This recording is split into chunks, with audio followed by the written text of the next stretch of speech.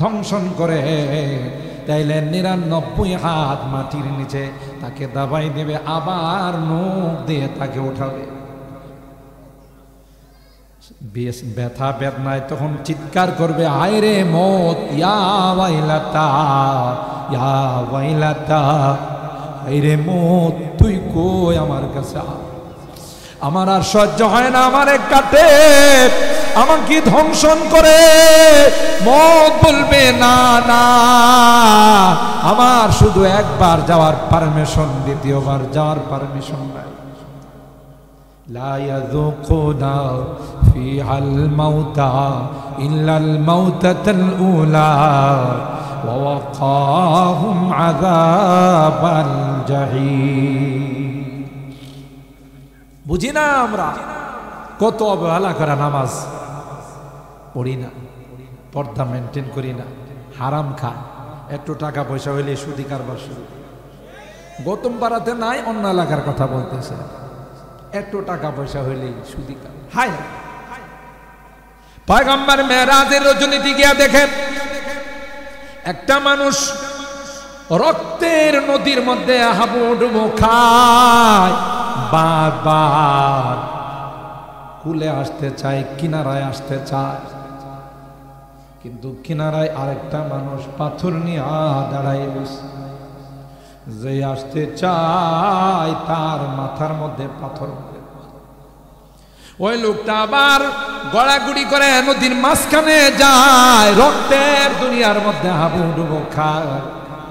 পয়গম্বর কই, ভাই জিবরাইল, এটা কে রে হতভাগা, রক্তের মধ্যে হাবুডুবু খাইতেছে, কষ্ট করে কিনারায় আসতে চায়, কিন্তু আরেকজন তাকে পাথর মারতেছে। জিবরাইল কই, পয়গম্বর আর কেউ না, আপনার উম্মতের ওই হতভাগা যে টাকা হলে সুদি কারবার করত, সুদি কারবার করে মানুষের, গরিব মানুষের রক্ত চুষে, গলাত পাড়া দেয়া টাকা বাইর করে নিয়ে আসে, না দিলে তোরে এখনই শেষ করে পালা। গরিব মানুষ ভিটাটা বিক্রি করে পর্যন্ত তার ঋণ পরিশোধ করে, কিস্তি পরিশোধ করে। কথা বলেন ঠিক কিনা? সুদ এমন একটা খারাপ জিনিস, বড় লোককে বড় লোক বানায়, গরিব রে গরিব বানায়। এই জন্য কোন গুনাহ সম্পর্কে আল্লাহ পাক যুদ্ধের ডিক্লার দেয় না। সুদি কারবার সম্পর্কে আল্লাহ কোরআনে বলেন, বললাম, নসিহত করলাম, উপদেশ করলাম, সুদি কারবার ছাড়, বর্জন কর। তাও যদি না করি সে রেডি হয় আমার সঙ্গে যুদ্ধ করতে, নাউজুবিল্লাহ বলেন। তাইলে আল্লাহ কেমন রাগ হইছে, যে রাগ হওয়ার কারণে কই, আয় আমার সঙ্গে যুদ্ধ করতে আয়। ফাইল্লাম তাফআলু ফাআযানু বিহারবিম মিনাল্লাহি ওয়া রাসূলিহি ওয়া ইন তুবতুম ফালাকুম রুউসু আমওয়ালিকুম লা তাযলিমুনা ওয়া লা তুযলামুন। তাহলে বুঝেন এই গুনাহটা কত বড় মারাত্মক গুনাহ। সুদখোর যারা হবে, হাদিসের মধ্যে আসছে, বুয়ুত বুতুনুহুম কাল বুয়ুত, এক একজনের পেটটা একটা বিরাট বড় ঘরের মতো হবে। নাউজুবিল্লাহ বলেন। কয় ওই পেটের মধ্যে সাপ কিলবিল কিলবিল করে কামড়াইতে থাকবে।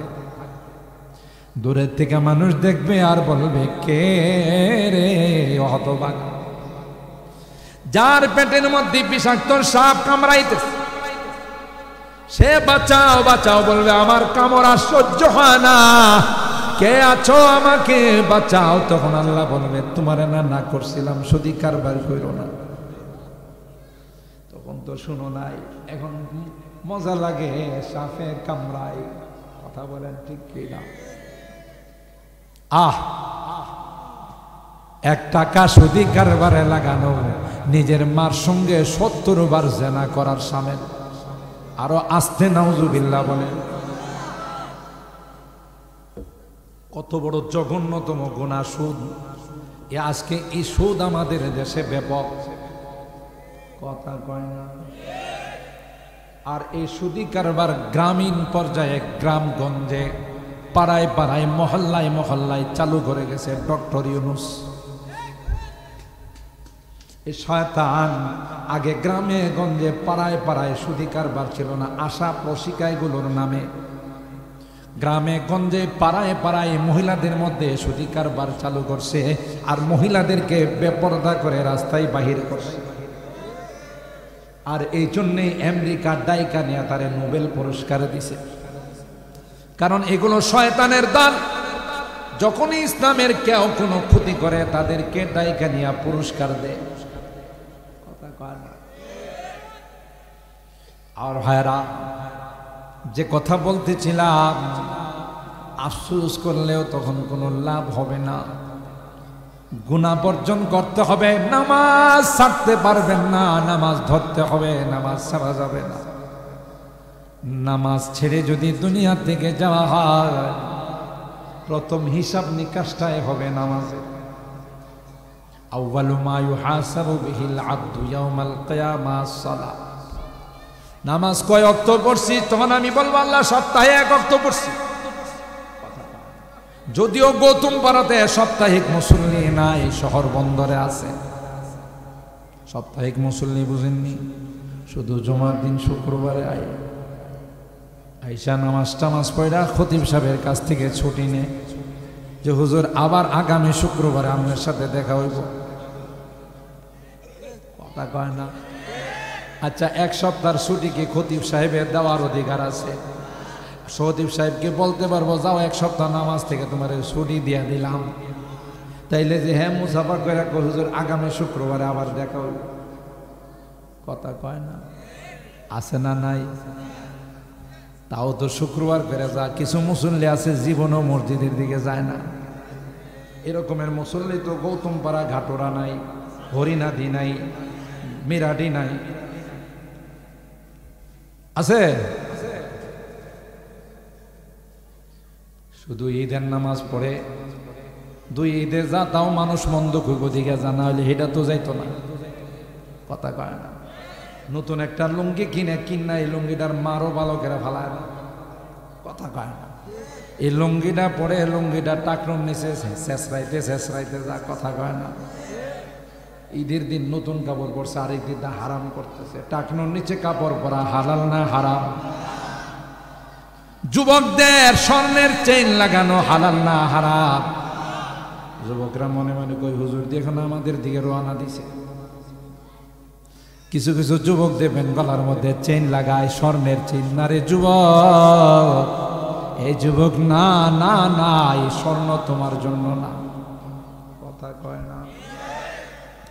আগে তো মাশাল্লাহ, এখন তো আল্লাহ অনেক হেদায়েত দান করেছেন। আগে তো বিয়ের কথাবার্তা হইলে পোলারে একটা স্বর্ণের আংটি দেওয়া লাগবে, একটা গলার চেইন দেওয়া লাগবে।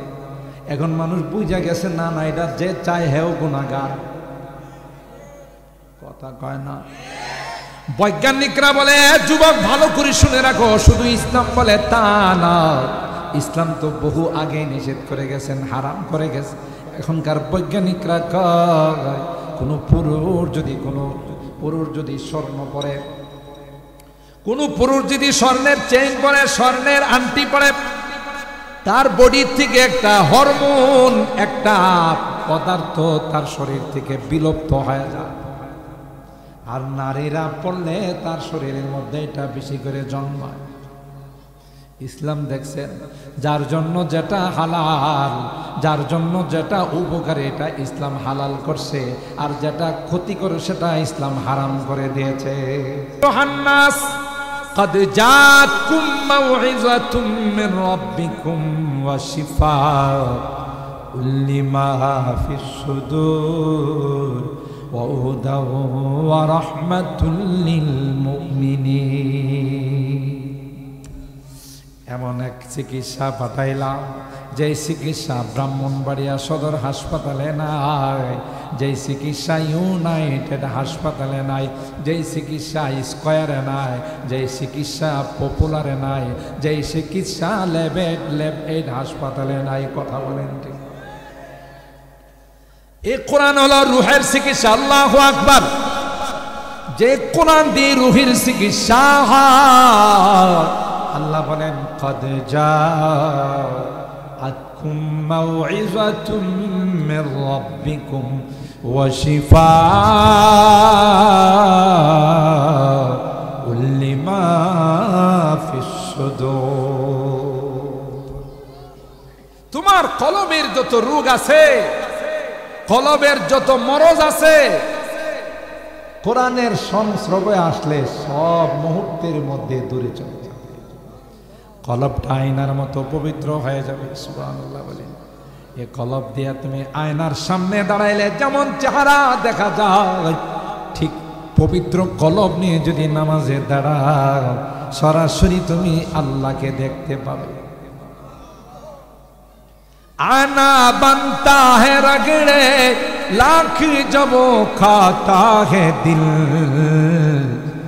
आना बनता है रगड़े लाख जब खाता है दिल, कुछ ना पहुँचो दिल बहुत मुश्किल से बन पाता है दिल, कुछ ना पहुँचो दिल बहुत मुश्किल से बन पाता है दिल। सुबहानाल्लाह। এই দিলটা যদি কোরআনের সংস্রবে আইসা, আলেম ওলামাদের সোহবতে আইসা, কোরআনের মজলিসে আয়সা যদি দিলটা পরিষ্কার হয়ে যায়, নামাজে দাঁড়াইলে আর মসজিদ থেকে বাহির হতে মনে চাইবে। সেজদা দিলে মজা লাগে, নামাজে দাঁড়াই থাকলে মজা লাগে। আর দিলটা যদি পরিষ্কার না হয়, ইমাম সাহেব যদি কোনো কারণে একটু কেরাত লম্বা করে দাঁড়ায় বলবে, হুজুর আপনার তো কোনো কাম কাজ নাই, আপনার তো কোনো কাম কাজ নাই, লম্বা কেরাত শুরু করছেন। আমাদের তো দোকানে যাইতে হইব, ক্ষেত খামারে যাইতে হইব, অফিসে যাইতে হইব। কারণ বুঝা গেল তার কলবের মধ্যে কোরআন মজা লাগে না। রোগ হইছে, এটার চিকিৎসার দরকার। কথা বলেন ঠিক কিনা? রোগ হইছে, এটার কি দরকার? চিকিৎসার দরকার। কথা বলেন ঠিক কিনা? আমার ভাইরা, বিজন্য আল্লাহ বলেন, ওয়ামান আহসানু কাওলাম মিম্মান দাআ ইলাল্লাহ ওয়া আমিলা সালিহান ওয়া ক্বালা ইন্নানি মিনাল মুসলিমিন। যারা যতই ভাষণ দেয়, যত বক্তব্যই দেখ, যত কথাই বলুক, যত লেখালেখি করুক, যত চেঁচামেচি করুক, আল্লাহ বলেন যারা আল্লাহর দিকে মানুষকে আহ্বান করে, যারা কোরআন হাদিসের বিদ্যা শিখে, যারা নায়েবে রাসূল হয়, যারা ওয়ারাসাতুল আম্বিয়া হয়, তাদের কথার চাইতে সুন্দর কথা আর পৃথিবীতে কারো। দেখছে কি কয় আল্লাহ, ওমান কাওলাম মিম্মান দাআ ইলাল্লাহি ওয়া আমিলা সালিহান। নিজেও মানুষকে নামাজের দিকে আহ্বান করে, নিজেও মানুষকে নেক কাজের দিকে আহ্বান করে, আবার নিজেও আমল করে। সুবহানাল্লাহ বলেন। আসেন ভাই, আসেন ভাই, আসেন আল্লাহর ঘরে আসেন। হযরত জি ইলিয়াস রাহমাতুল্লাহি আলাইহি মানুষকে মসজিদে নেওয়ার জন্য কি তলব ছিল তার, কি প্রেরণা ছিল তার, দিলের কি জাগরণ ছিল, দিলের কি অস্থিরতা ছিল। হাল চাষ করত, বেটারে যায় কো अल्लाह के बंदे चलो, अल्लाह के रास्ते चलो, अल्लाह के घर में चलो। हे আল্লাহর বান্দা, তোমার তো আল্লাহ বানাইছে, রিজিক দেনেওয়ালা আল্লাহ, চলো না আল্লাহর ঘরে যাই, চলো না আল্লাহকে দুইটা সেজদা দিই। হযরত জি ইলিয়াস রাহমাতুল্লাহ আলাইহি দেওবন্দের সন্তান। আল্লাহু আকবার বলেন। এই দেওয়ান সব লাইনে লোক বাহির করে দেখায়। পৃথিবীর এমন কোন সেক্টর নাই যেই সেক্টরে ইসলামের খেদমত হবে, দেওবন্দ তার সন্তান বাহির করে দেয় না। কথা বলেন ঠিক কিনা? ইউআইদু দীনাল্লাহি ফি কুল্লি দাওরাতিন, ইউআইদু দীনাল্লাহি ফি কুল্লি দাওরাতিন আসাইবা তাতলু মিসলুহা মিন আসাইবি। সুবহানাল্লাহ। আল্লাহ তাআলা প্রত্যেকটা সেক্টরের জন্য এই দেওবন্দ মাদ্রাসা থেকে কাউকে দাওয়াত তাবলীগের লাইনে, কাউকে জিহাদের লাইনে, কাউকে লেখালেখির লাইনে, কাউকে তাজকিয়ার লাইনে। সুবহানাল্লাহ। ইউআইদু দীনাল্লাহি ফি কুল্লি দাওরাতিন আসাইবা তাতলু মিসলুহা মিন আসাইবি। একের পরে একদলকে লাগাই দিয়েছে কোরআন হিফজ করার জন্য, আরেক দলকে আল্লাহ লাগাই দিয়েছে কোরআনের তাফসির করার জন্য, আরেক দলকে আল্লাহ লাগাই দিয়েছে কোরআনের বিভিন্ন ফিকহি মাসলা মাসাইল বের করার জন্য। আল্লাহু আকবার। হযরত জি ইলিয়াস রাহমাতুল্লাহি আলাইহি উম্মতের এক ফিকির, উম্মতের এক দরদ। আল্লাহু আকবার বলেন। উম্মতের দরদের জন্য রাত ঘুম হয় না, দিনের বেলা ঠিক মতো খাওয়া দাওয়া করে না। হাইরে হায়, এই মানুষগুলো যদি বেনামাজি হয়ে কবরে যায় তাইলে তো তার কবরের মধ্যে বিচ্ছুর আড্ডা জমবে। তার কবরের মধ্যে এক একটা সাপ বানানো হবে, যেই সাপগুলোর মাথাটা হবে উটের গর্দানের মতো, এক একটা বিচ্ছু হবে খচ্চরের মতো। ধ্বংসন করে তাইলে 99 হাত মাটির নিচে তাকে দাবাই দেবে, আবার মুখ দিয়ে তাকে উঠাবে। ব্যথা বেদনায় তখন চিৎকার করবে, হায় রে মত, ইয়া ওয়াইলাতা, ইয়া ওয়াইলাতা, হায় রে মত, তুই কই আমার কাছে আ, আমার আর সহ্য হয় না, আমারে কাটে, আমাকে ধ্বংসন করে। মত বলবে, না না, আমার শুধু একবার যাওয়ার পারমিশন, দ্বিতীয়বার যাওয়ার পারমিশন নাই। লা ইয়াযুকুনা ফিহাল মাউতা ইল্লাল মাউতাতাল উলা ওয়া ওয়াকাহুম আযাবাল জাহিম। বুঝি না আমরা কত অবহেলা করা, নামাজ পড়ি না, পর্দা মেনটেন করি না, হারাম খায়, একটু টাকা পয়সা হইলে সুদি কারবার শুরু। গৌতম পাড়াতে নাই, অন্য এলাকার কথা বলতেছে, একটু টাকা পয়সা হইলেই সুদি কার। হায়, পয়গম্বর মেরাজের রজনীতে গিয়া দেখেন একটা মানুষ রক্তের নদীর মধ্যে হাবুডুবু খায়, বারবার কুলে আসতে চায়, কিনারায় আসতে চায়, কিন্তু কিনারায় আরেকটা মানুষ পাথর নিয়ে দাঁড়ায় বসে। যে আসতে চায় তার মাথার মধ্যে পাথর, ওই লোকটা আবার গড়াগুড়ি করে নদীর মাঝখানে যায়, রক্তের দুনিয়ার মধ্যে হাবুডুবু খায়। পয়গম্বর কই, ভাই জিবরাইল, এটা কে রে হতভাগা, রক্তের মধ্যে হাবুডুবু খাইতেছে, কষ্ট করে কিনারায় আসতে চায়, কিন্তু আরেকজন তাকে পাথর মারতেছে। জিবরাইল কই, পয়গম্বর, আর কেউ না, আপনার উম্মতের ওই হতভাগা যে টাকা হলে সুদি কারবার করত, সুদি কারবার করে মানুষের, গরিব মানুষের রক্ত চুষে, গলাত পাড়া দেয়া টাকা বাইর করে নিয়ে আসে, না দিলে তোরে এখনই শেষ করে পালা। গরিব মানুষ ভিটাটা বিক্রি করে পর্যন্ত তার ঋণ পরিশোধ করে, কিস্তি পরিশোধ করে। কথা বলেন ঠিক কিনা? সুদ এমন একটা খারাপ জিনিস, বড় লোককে বড় লোক বানায়, গরিবরে গরিব বানায়। এই জন্য কোন গুনাহ সম্পর্কে আল্লাহ পাক যুদ্ধের ডিক্লার দেয় না।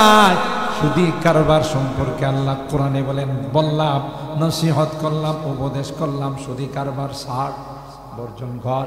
তাও যদি না করিস, রেডি হয় আমার সঙ্গে যুদ্ধ করতে। নাউজুবিল্লাহ বলেন। তাইলে আল্লাহ কেমন রাগ হইছে, যে রাগ হওয়ার কারণে কই, আয় আমার সঙ্গে যুদ্ধ করতে আয়। فإلم تفعلوا فأذنوا بحرب من الله ورسوله وإن تبتم فلكم رؤوس أموالكم لا تظلمون ولا تظلمون। তাহলে বুঝেন এই গুনাহটা কত বড় মারাত্মক গুনাহ। সুদখোর যারা হবে, হাদিসের মধ্যে আসছে, বুয়ুত বুতুনুহুম কাল বুয়ুত, এক একজনের পেটটা একটা বিরাট বড় ঘরের মতো হবে। নাউজুবিল্লাহ বলেন। কয় ওই পেটের মধ্যে সাপ কিলবিল কিলবিল করে কামড়াইতে থাকবে। দূরের থেকে মানুষ দেখবে আর বলবে, কে রে হতভাগা, যার পেটের মধ্যে বিষাক্ত সাপ কামড়াইতেছে, সে বাঁচাও বাঁচাও বলবে, আমার কামড় আর সহ্য হয় না, কে আছো আমাকে বাঁচাও, তখন আল্লাহ বলবে তোমার না করছিলাম সুদি কারবার কইরো না। তখন তো শুনো নাই, এখন মজা লাগে সাফে কামড়াই। কথা বলেন ঠিক কিনা? এক টাকা সুদি কারবারে লাগানো নিজের মার সঙ্গে 70 বার জেনা করার সামিল। আরো আস্তে নাউজুবিল্লাহ বলেন। কত বড় জঘন্যতম গুনাহ সুদ। আজকে এই সুদ আমাদের দেশে ব্যাপক।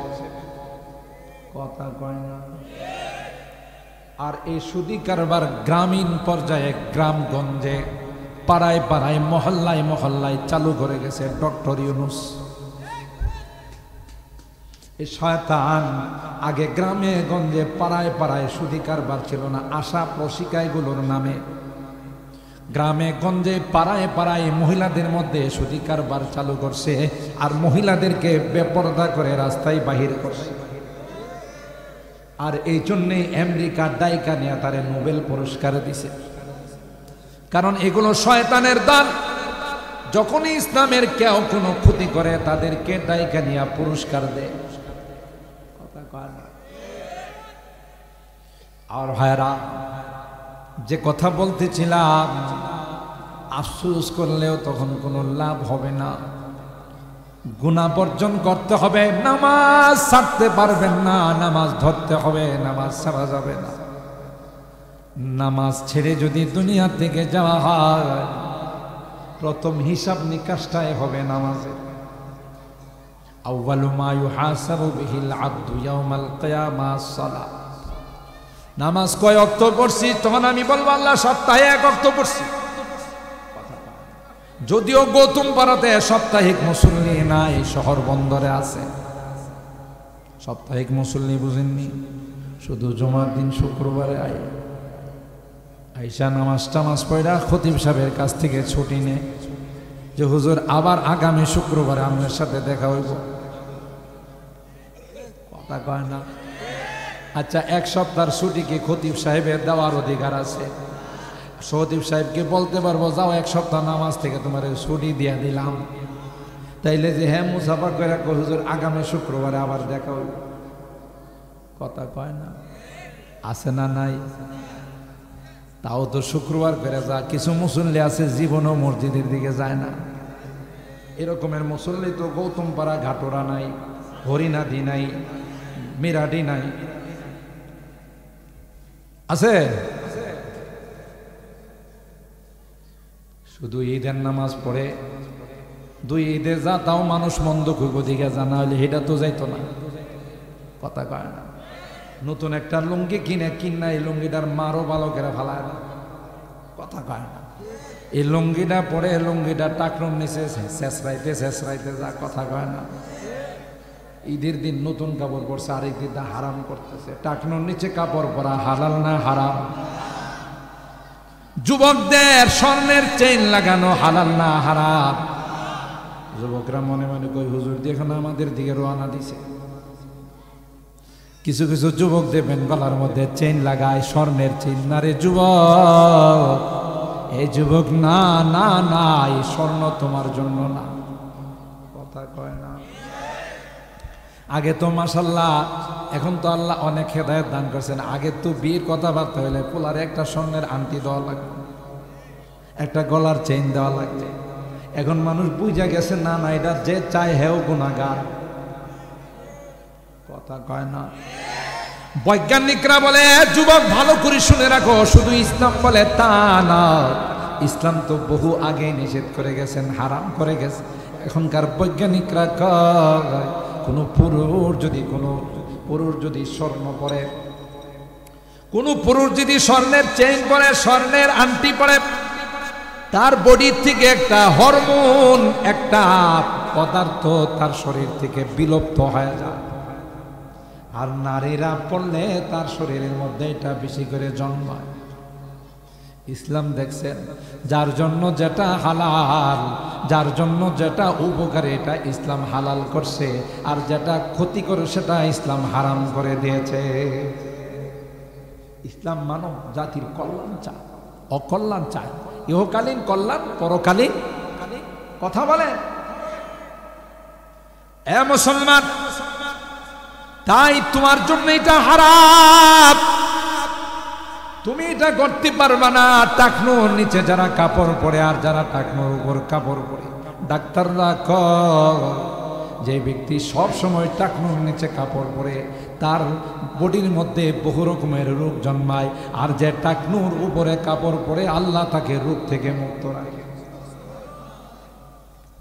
আগে তো সমাজের মধ্যে কারো দুইটা পয়সা হইলে, বড় লোক হইলে দেখা যায় তো উনি পরিচয় কি বড় লোক, হেসরায় হেসরায় যা কথা কয় না।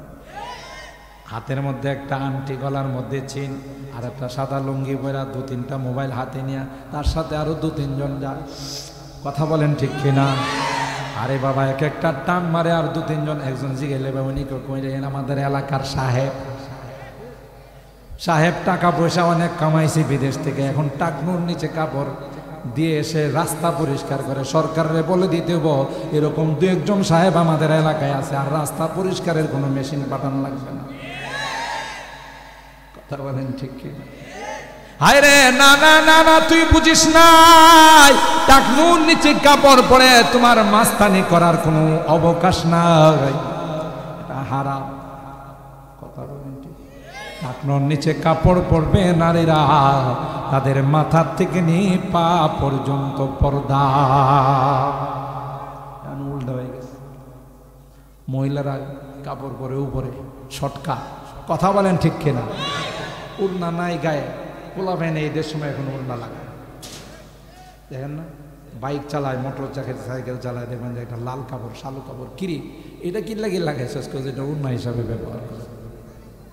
তুই উড়না লাগাই লেখা তো কি করবো? মহিলারা যখন পরে না, এটা আমরাই পড়া শুরু করে দিয়েছি। শহর বন্দরের মহিলারা দেখবেন কান ছিদ্র করে না, নাক ছিদ্র করে না, এরা আধুনিক, মডারেট, ডিজিটাল। কথা বলেন ঠিক কিনা? এই জন্য ঢাকা শহরে গেলে দেখবেন এই এলাকাতে কম আছে, ঢাকা শহরে লেগুনার যত হেল্পার আছে এগুলো সবই কান ছিদ্র করে। তা আমি একটা যে গেলাম, তুই কান ছিদ্র করলে? এই যে একটা সংস্কৃতি ছিল, মহিলারা আগে কান ছিদ্র করতো, নাক ফুল পড়তো, কান ফুল পড়তো, এইটা ওইটা যে ওই জন্য চিন্তা করলাম এটা একবারে বাদ দেওয়া যায় না, এটা আমরা চালু রাখছি। হ্যাঁ বলে কান ছিদ্র করে, এটা কি রাখছে? চালু রাখছে। হায় হায় হায় হায়, এ মা, তুমি কেন শর্টকাট কাপড় পরবে? তুমি তো দামি, তুমি তো প্যাকেটের ভিতরে থাকবে, পর্দার ভিতরে থাকবে। তোমার থেকে তো আব্দুল কাদের জিলানীর জন্ম হয়েছে, তোমার থেকে তো বিশ্ব নবীর জন্ম হয়েছে, তুমি কেন ওপেন চলাবে না?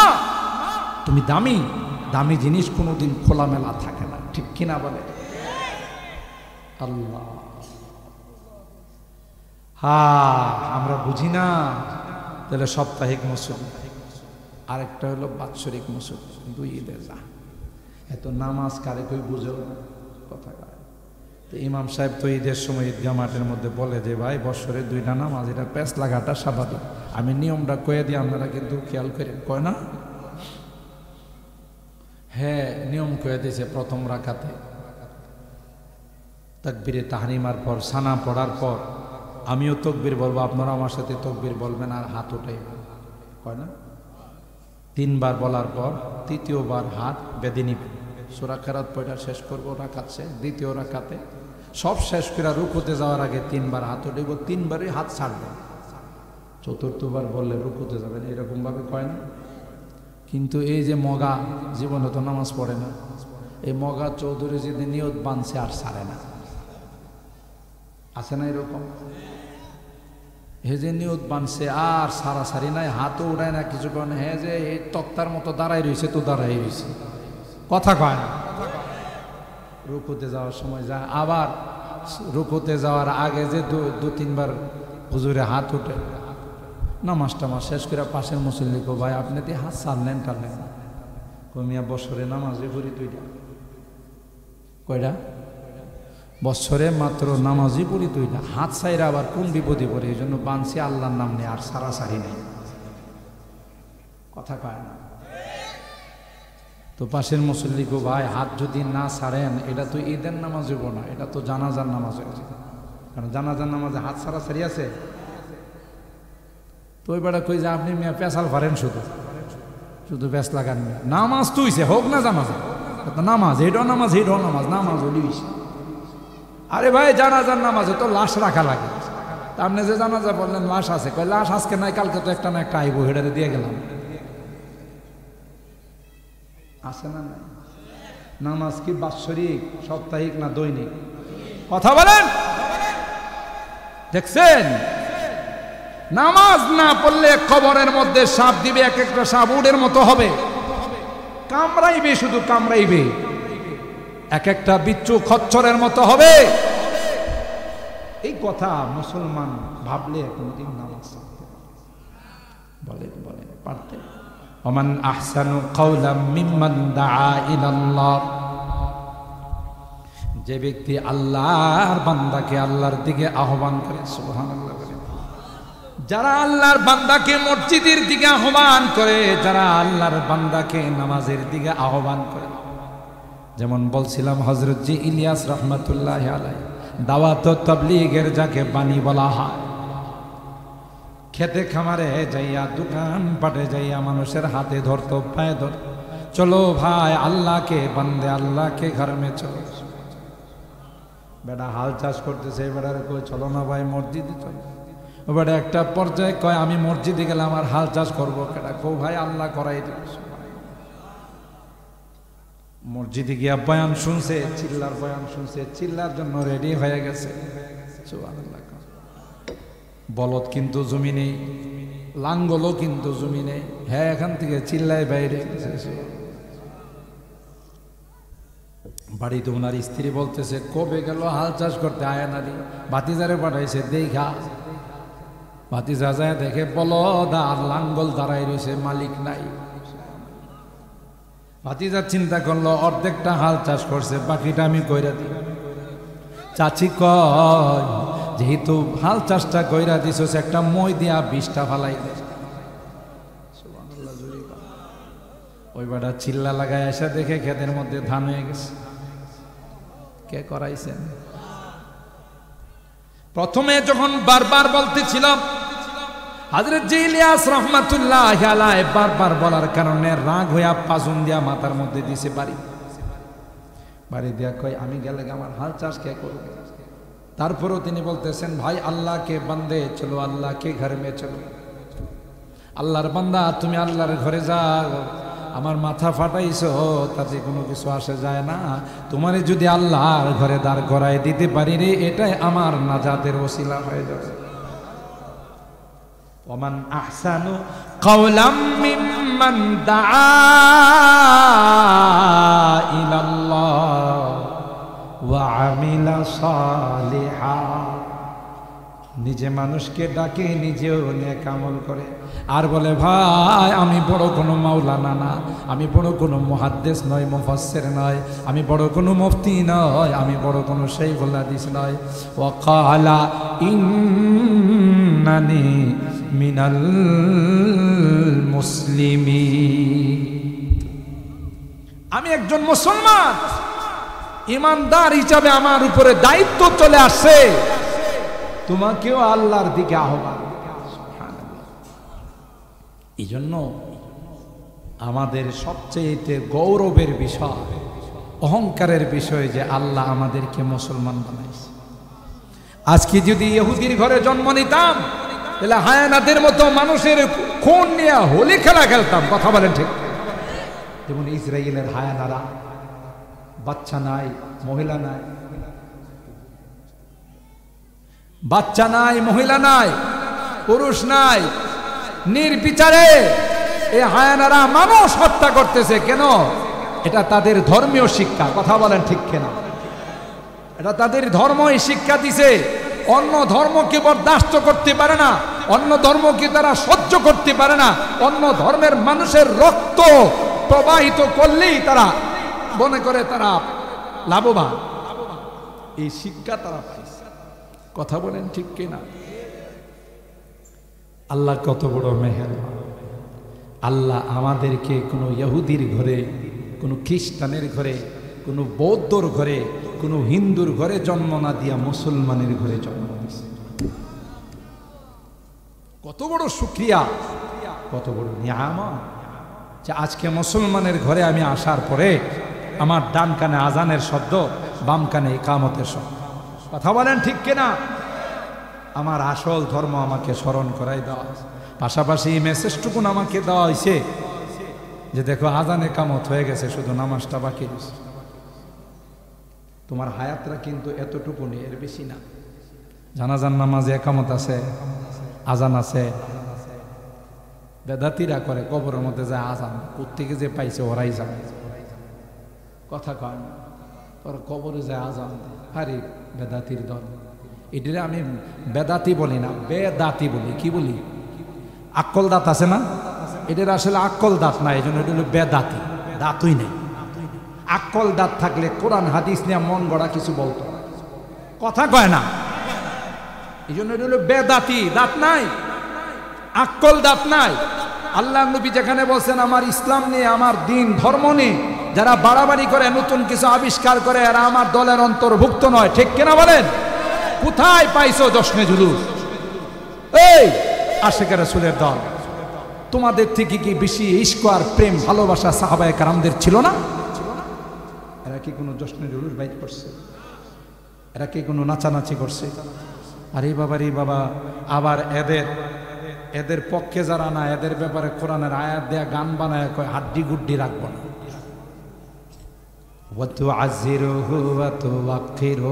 আল কোরআনের ঘোষণা, নবীজিরে তাজিম না করলে হাড্ডি গুড্ডি থাকবে না। ইয়া রাসূলুল্লাহ, ইয়া হাবিবাল্লাহ। আল্লাহ কি এটা শিখাইছে? নবী কি এটা শিখাইছে যে হাড্ডি গুড্ডি ভেঙ্গা বালা? শয়তানের দল। কথা বলেন ঠিক কিনা? কোরআনের সূরাতুল ফাতিহার আয়াত দিয়া এরা গান বানায়। ওয়া তুআজ্জিরুহু ওয়া তুওয়াক্কিরুহু, আল কোরআনের ঘোষণা, নবীজিরে তাজিম না করলে হাড্ডি গুড্ডি থাকবে না। ইয়া রাসূলুল্লাহ, আর জোরে কোন নাউজুবিল্লাহ। আল্লাহ আল্লাহ, কোথায় পাইছো? এই বেদাতিরা কবরে যায় আজান দেয়। আছে কোথাও? কোরআন হাদিসে আছে আজান দেওয়ার কথা? কেউ এই কাজ না করলে তারা সামাজিকভাবে বয়কট করে। নাউজুবিল্লাহ বলে। এই জন্য মুসলমানের সবচাইতে বড় পরিচয় হলো ইন্নানি মিনাল মুসলিমিন। আমাকে আল্লাহ মুসলমান বানাইছে, মুসলমানের ঘরে জন্ম দিয়েছে। আজকে যদি আমি হিন্দুর ঘরে জন্ম নিতাম, কুলে নিয়ে আমাকে কুলুলুলু বলে হিন্দু বানাইতো। কথা কয় না? বাচ্চাটা জন্মের পর এরা কুলে নিয়ে কয় কুলুলুলু, তখন এটা হিন্দু হয়ে যায়। কথা বলেন ঠিক কিনা? আর খ্রিস্টানের ঘরে জন্ম নিলে এটাকে হলুদ পানির মধ্যে একটু সুবা দেয়া, এরা তখন বলে আলান সিরতা নাসরানিয়া, তুমি এখন পাক্কা খ্রিস্টান হয়ে গেছো। কিন্তু না না না, আমরা মুসলমানের ঘরে জন্ম দিয়েছেন আল্লাহ, মুসলমানের ঘরে জন্ম নিয়েছি। আমাদের ডান কানে আজানের শব্দ আর বাম কানে ইকামতের শব্দগুলো দিয়ে বলা হয় না না, কোনো দেবতা মাবুদ নয়, কোনো খাজা বাবা গাঞ্জা বাবা মাবুদ নয়, কোনো ল্যাংটা বাবা বদনা বাবা মাবুদ নয়। মাবুদ হলেন একমাত্র কে? আরো জোরে বলতে হবে কে? কাউকে আমরা মানি না, আমরা মানি একমাত্র কাকে? কারো সামনে আমরা মাথা নত করি না, কারো পায়ে আমরা আমাদের কপাল ঠেকাই না, একমাত্র কার পায়ে ঠেকা? জোরে বলেন কার পায়ে? আমি মুসলমান, আমি অমুসলিম নয়। ওয়াকালা ইন্নানি মিনাল মুসলিমিন। মুহতারাম হাজিরি, তাই আহসানুল উলুম মাদ্রাসা এই নামটাকে কেন্দ্র করে একখানা আয়াতের আপনাদের খিদমতে কিছু আলোচনা করলাম। সবচাইতে উত্তম বিদ্যা কোরআন হাদিসের বিদ্যা, সবচাইতে উত্তম জিনিস হলো এলমে ওয়াহির শিক্ষা। এর সাথে আমরা যারা সম্পর্ক রাখবো, ভালোবাসবো, আমাদেরকেও আল্লাহ উত্তম বানাই দিবেন। সুবহান আল্লাহ বলেন। আমাদেরকেও আল্লাহ তাআলা সর্বশ্রেষ্ঠ বানাই দিবেন। সুবহান আল্লাহ বলেন। এই জন্য সম্পর্ক রাখবো তো ইনশাআল্লাহ। হাত তুলেন, হাত তুলেন, হাত তুলেন। আমরা জীবন এই সকল কোরআনের মাদ্রাসার সাথে